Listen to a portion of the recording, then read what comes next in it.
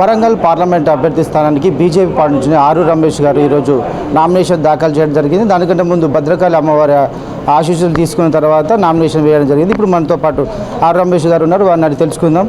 Sir చెప్పండి, ఏ విధమైన ముందస్తుగా మీరు ఇప్పటికే ప్రచారంలో ముందుకు దూసుకువెళ్తున్నారు. ఒకే పార్టీ నుంచి మీరు ముగ్గురు కూడా ఉండి వివిధ పార్టీలకు వచ్చిన తర్వాత అసలు ఏం జరుగుతుంది అంటే మీరు ఏ విధమైన ప్రచారంతో ముందుకు వెళ్తున్నారు? మేము పార్టీలో నుండి రావడానికి మరి పూర్తిగా మేము ఏ విధంగా ఇబ్బంది పడుతున్నాం, ఏ విధంగా అవమానపడుతున్నామో మరి అధిష్టానానికి చెప్పడం జరిగింది. మరి పార్టీ నుండి వచ్చిన తర్వాత భారతీయ జనతా పార్టీలో చేరి మోడీ గారి ఆశీస్సులతో వరంగల్ పార్లమెంటు అభ్యర్థిగా రావడం, మరి వరంగల్ ప్రజలు నిండు మనసుతో ఆశీర్వదించడానికి సిద్ధంగా ఉన్న పరిస్థితి నేను ఇన్ని రోజులు తిరిగిన దాంట్లో స్పష్టంగా తెలుస్తుంది. మరి ఈరోజే అమ్మవారి ఆశీస్సులు తీసుకొని నామినేషన్ కూడా వేయడం జరిగింది. ఎక్కడికి వెళ్ళినా మళ్ళీ మోడీ కావాలి, ఈ దేశం భద్రంగా ఉండాలి, పేద వర్గాల నుండి వచ్చిన బిడ్డ ఈ దేశ ప్రధాని కావడం వల్ల మా పేదల కడుపుసారి ఇచ్చి ఈరోజు బియ్యం కావచ్చు, గ్యాస్ కనెక్షన్లు కావచ్చు, ముద్రా లోన్లు కావచ్చు, మరి గ్రామాల్లో జరిగిన అభివృద్ధి కావచ్చు, 100 రోజుల పని కల్పించి ఉపాధి కల్పించే కార్యక్రమం కావచ్చు, అన్నీ మా గుండెలో ఉన్నాయి బిడ్డ, తప్పకుండా మోడీకి వేస్తామని చెప్పడం జరిగింది. ఇప్పటికే మీరు ప్రచారంలో ముందుకు వెళ్తున్నారు. మామూలుగా కడియం శ్రీ నుంచి కానీ వివిధ వ్యక్తుల నుంచి కానీ ఈ కుల ప్రచారం అనేది ఎక్కువ జరుగుతుంది. ఒక పరంగా కాంగ్రెస్ అండ్ బీజేపీ అంటే టీఆర్ఎస్ బీజేపీ పార్టీ రెండు ఒకటే అని చెప్పేసి ప్రచారం, దీని మీద ఏమంటారు? నేను తీవ్రంగా ఖండిస్తున్నా.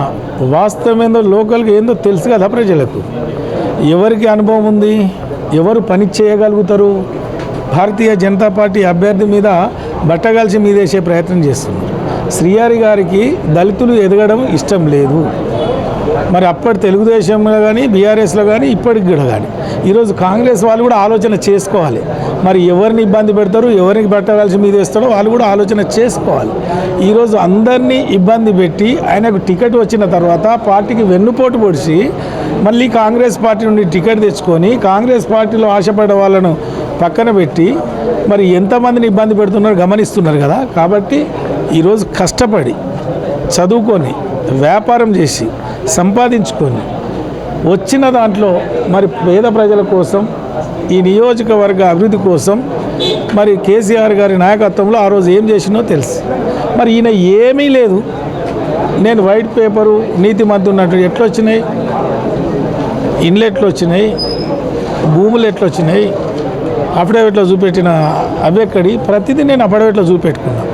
కాబట్టి ఈరోజు శ్రీహరి గారి మాయ మాటలకు, కాంగ్రెస్ పార్టీ అబద్ధ ప్రచారాలకు ప్రజలు నమ్మే పరిస్థితిలో లేరు. ప్రజలు సమయాన్ని చూసి కర్రు కాల్చి వాత పెడతారు. ఇప్పటివరకు 10 సంవత్సరాల నుంచి